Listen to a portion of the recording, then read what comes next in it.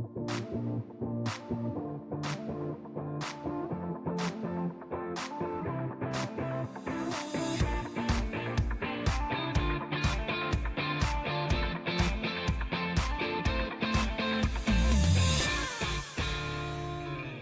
welcome everyone to the very first installment of Compelling Conversations.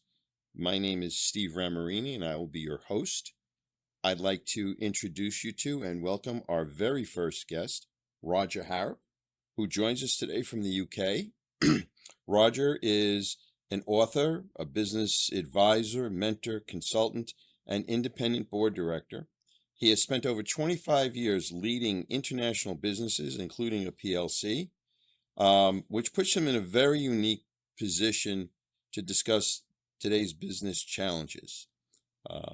He's based out of Oxford, the UK, and he has spoken and helped well over 20,000 CEOs and business leaders in over 50 countries to achieve transformational change through a thought-provoking and entertaining discussion around real-life stories laced with humor, and his renowned helicopter series. So without further ado, I'd like to get started. And Roger, welcome. Thank you. It's great to be here, Steve. Thank you. Terrific. This is actually your third visit with Compel CEOs. Sure. And the second in the last 15 months or so. But I want to take you back to the first one, which was in February of 2019. And a month later, we went into COVID lockdown, and now we're out. So in this country, I know we have some challenges. We have some challenges around the workforce and people coming back to the office and this concept of a hybrid workforce. We also have some issues around labor. How are things in the UK in terms of people coming back to work? Well, I think probably very similar to what you're saying, Steve, and I think worldwide we're all having to do a massive reset, I think, post-pandemic, because everything's changed, or we have to assume everything's changed. It may be just the hybrid working that's changed, but I think it's more than that. Maybe you haven't got the same customers as you had before because they've changed or they've disappeared. Maybe the customers you used to have now want a different product or a different service from you. And what I'm therefore seeing is throughout the successful businesses are having to reset and go really back to the fundamentals and a clean sheet of paper. I think that's all very exciting. I know from the past presentations that what you present is a way of being very disruptive to a way of thinking, a way of operating, and it really challenged our members in our Compel groups. And it sounds like we are forced to face and deal with another disruption here as we come back out of the pandemic. You mentioned we might not have the same customers or markets. We might not have the same employees either. Yep, that's right. Absolutely. And of course, it's not just the one disruption of COVID. There's the cost of living crisis as well, where governments are having to put money in a direction that they weren't planning to put money. So if you like, disruption is the name of the game now, I think, out there, and business leaders are having to recognize that. And I'm seeing that the ones that are really being successful of any size in any sector are the ones that are getting back to the fundamentals, like we've talked about in some of the masterclasses and workshops that we've done together, Steve. As you know, I talk about 4 fundamentals of business. The first one is that you've got to be exceptional at what you do. I mean, don't even think about it unless you're exceptional. And it's everything you do and everywhere you do it. It's got to be a great place to work, because I think here in the US, the same as we have in the UK, basically we've got full employment now. And all the research is showing there's going to be a shortage of talent worldwide between now and 2030. So that means it really does have to be a great place to work. And thirdly, you can never stop prospecting. You just cannot assume there's a status quo anymore for reasons that we've touched on: new customers, new markets, new applications. You've got to constantly and mercilessly prospect for business. And the last one is again, maybe really obvious, but particularly in the West, I think we lost sight of, or some businesses lost sight of, and that is you've got to really focus on that bottom line, because there's only one way to grow a business, and that's by generating something called profit you reinvest in part or in whole into the business. That's it. That's the fundamental that people, I think, are coming to really focus on now and keep things simple in their business. You mentioned the tight labor market. I know we've been talking about this with my Compel members since about 2009, 2010, after the Great Recession. And it's now been exemplified first with the Great Resignation, but also now with the realization that we're at 3.5% unemployment, Yeah. which is well below the historic, well, anything below 5% are really unemployable.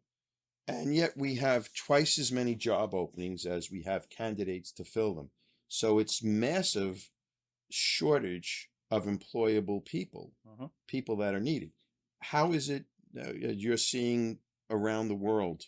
Well, certainly in the UK, it's exactly the same. The rest of Europe, I think their unemployment rates are sort of double where the UK is for whatever reason. Um, But then, of course, as you go east across the world, there is still labor everywhere.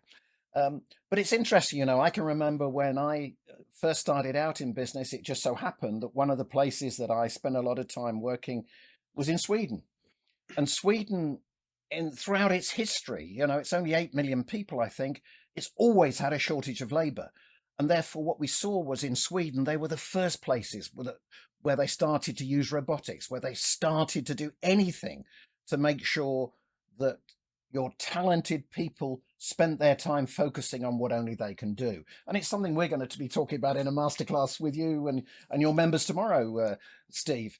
And I think that's the way people have got to now start thinking, which is talented people is a precious resource. So please use them to the maximum on all the things that only they can do. And AI comes into this, and chatbots and all the rest. If you can take away the stuff that someone else can do or automation can do, that's got to be the way I think we've got to start thinking. It's interesting that you mentioned that, and thank you for mentioning AI, because one of my colleagues, who also is one of the top requested speakers in Compel, Right. is releasing a book today on AI. He was one of the first adapters of AI. And he basically is quoted as saying, you're not going to lose your job to AI. You're going to lose your job to the person who masters using AI. Yeah. And that it's a reverse of what has happened in the past. Whenever there's been a breakthrough in technology, the example being we used to have 3 people digging ditches, and then we came up with the backhoe, Yep. and that replaced 3, 5, Yep. however many number of people, but they were lower paid employees. AI is looking to replace higher Yep. wage employees. What do you think is going to happen, and what are you seeing with this? I was listening to someone talk about this recently in relation to doctors and medicine. And it was one of these little light bulb moments for me, I must say, where he was saying that already. I think this super computer that Microsoft has got, they've loaded it with all the symptoms of every disease there is in the world, and already it is more successful than any doctor at diagnosis. And that's the way it's going to go. Why have a human do diagnosis when a machine or AI can do it better? And he was saying, but that doesn't mean that therefore, doctors are going to be unemployed. It's the opposite. There's a shortage of doctors. What we're going to have the doctors focusing on is what only human beings can do, which is care rather than diagnosis. And it seems to me the same applies in an awful lot of professions. Increasingly, the drudgery, for want of a better term, is going to be taken away by automation, by AI, and that allows us to focus on the thing that only human beings can do. Same in the design. The more you think about it in every sector, I think there's all kinds of opportunities. And then when you add to that what you and I have just talked about, which is in the US and the UK, and I'm sure there's other places, we have got more vacancies than we have available people, then that puts us in a very nice position, surely, that we can be in this position where we've got automation, we've got AI doing an awful lot of that, and we've got our talent focused on what the talent is really good at. I think that's really fabulous. Thank you. Sometimes I refer to you as the great disruptor when I talk to my groups, because you were the first person I heard back in the early 2000s speak about, if you're a business owner, you've got to get away from the ground floor, you've got to get away from the day to day, and you've got to view your business as if you were in a helicopter Yep. from 10,000 feet above to see where it needs to go. Absolutely. And so I'd like you to talk a little bit about that. And then I want to talk to you about something that I know you were a complete disruptor on. Okay, so yeah, I talk about getting up in this helicopter and looking at the big picture of business, because what happens is, if you can do that, mountains become molehills. That is the way it works. At the end of the day, business is really simple. Someone's got something to sell, somebody wants to buy, and maybe someone has to make something. That's sort of all it is. We just spend our life making it more complex than that. I'm not saying it's easy. I don't mean that it's easy. But if you can get up there and look at the big picture of your business, then life gets a lot easier. And I would always say what you want to do is to get up there, and the very first thing you've got to do is to be crystal clear about where it is you're trying to get to. If you don't know where it is you're trying to get to, how on earth do you stand any chance of getting there? And I'm not talking about pages and pages of paper. It's just saying, that's where I'd like to be. That's where I'd like the business to be in 3 years, 5 years. And then once you've taken that decision, having spent some time thinking about it, every strategic decision you take in your business, you put across that filter. Is it a step along the way to that purpose, if we want to call it purpose, or that objective? Yes or no? And if the answer is no, you don't do it. And I'm not saying that business leaders should spend all their time in the helicopter. Of course, on occasions, they've got to come down and get in the mud and the bullets. That's the way it works. But you've got to get back up there again, because if you as the business leader don't do it, nobody else will. Right. Very, very prophetic. So I mentioned earlier you're an author. I don't know that anyone else is doing this. I suspect maybe somewhere they are. But in your books, you've put QR codes Yep. in the margins. And realistically, the only other place I've seen using QR codes is occasionally someone will say, here's my business card. Or when you go to a restaurant, here's our menu. Yeah. How did you come about putting QR codes in the margins of your books? Great question, Steve, because again, it was getting up in this helicopter. I think we all know that all of us learn things in a different way. Some of us learn by reading text. Some of us like to look at animation or video. Some of us want to listen. We're all different. And it just seemed to me when I was writing the book, and because I wanted that first book I wrote called Staying in the Helicopter to be like a reference book. And I've had some people say to me, yeah, I just keep it in. Do you call it the cubby hole in the car here? I'm not sure what you call it in the US, but I keep it in my car at all times, and I keep referring back to it. And that's what I wanted people to do. And also I wanted it not to be a great big thick book like the publishers always want it to be. So that meant an awful lot of stuff could be through QR codes. So through those QR codes, you could get to animations, you can get to white papers, you can get to videos. So you can actually take on board and take more information about the stuff I'm talking about through that means. And I was really pleased. I mean, it's so interesting you asked this question. I was really pleased.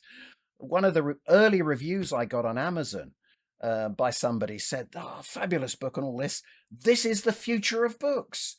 Why should a book be 2-dimensional when it can be 3-dimensional? And he used those words. And I'm afraid I can't answer your question, because I don't know why other people haven't done the same.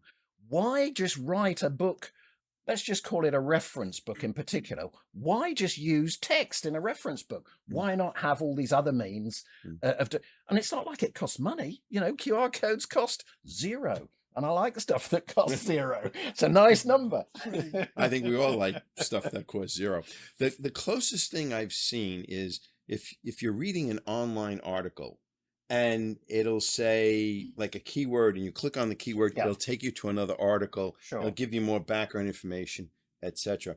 I just did a lot of that with I'm going to call it a banking crisis. A Hmm. lot of my former colleagues in banking still don't want to use that word, No. but it definitely was a scare. And Sure. when the media is using that word, Yeah. crisis, Yeah. it becomes, Hmm. very susceptible to use. But we had three banks, two of them major banks, fail. Yep. Was there any repercussions in the UK or overseas to that? Yeah, there certainly were. I mean, the what was it called? The Silicon Valley Bank, its subsidiary in the UK, had a lot of really important, for us, smaller but startup businesses, that were the future. And fortunately, HSBC Bank, one of our largest banks, took it over. So that was Mm, that allowed us to breathe again. But yeah, it caused some ripples because we all thought we'd been through all this in 2008. We thought the regulators had sorted it all. What are the bankers up to now? mhm, And as ever, of course, the media always goes off on one. They love anything that's a disaster, don't they? So or has the potential to be a disaster. right. Um, but I think it's quietened down a bit now. But certainly there were repercussions, uh, and probably even more was Credit Suisse. I think, I don't know if you here this side of the Atlantic, you look at Switzerland in the same way, but Switzerland is banking, and it's solid banking, and it's marble banking that's there forever. And to have Credit Suisse, one of the biggest banks, just disappear overnight, I think that really has made people think. Um, and I'm not sure we've yet seen all the repercussions that are going to come from this. Whether this is more regulation in terms of the way banks have to operate, or what, I don't know. I'm not qualified to answer. I don't think really, but it has made CEOs think again a little about just banks and what you do, and maybe we shouldn't rely on one bank. Maybe at least we should have two. That sort of thinking. Mhm. Yes, I can tell you that in my recent discussions, many of my group members are looking at that and Yeah, saying, let me be prepared. I don't know what's going to happen. yeah, It's beyond my pay grade, yeah. but I can't get caught short No, if my bank all of a sudden is no longer around, that's right. and I That's need right. to now get comfortable with somebody Yeah, else, and they have to get comfortable with me. sure, You know, sure. so um, I have several colleagues around the country who we're all master facilitators, Uh-huh, if you will, uh-huh. and we focus on three things: professional development, business development, and personal development. Clearly, you speak to professional development and ultimately leading it to business development. But tell us a little bit about you personally. I know you collect very fast and somewhat vintage sports cars. Sure. We have those in America too. We have There you glove boxes instead of cubby holes, but That's it. Glove boxes. Yeah, sure. I mean, it's I by profession, I'm an engineer as well as a marketer, and when I was a student, because you didn't have any money, I repaired my own cars. I worked on my cars, and I loved doing that. And really, I did nothing other than being all interested in cars and following Formula One and all that sort of stuff until probably about 5 or 10 years ago, really, when I was sort of starting to think about the R word, although I'm, retirement, which I don't think I'll ever retire as such, but, thinking about a hobby and so on. Um, and I went and bought myself a classic car, and I did it up, did everything I could with it, and then sold it. And now I've got another one I got about 5 years ago. So, and I built myself a garage, and I've got a car lift and everything to make it as easy as possible.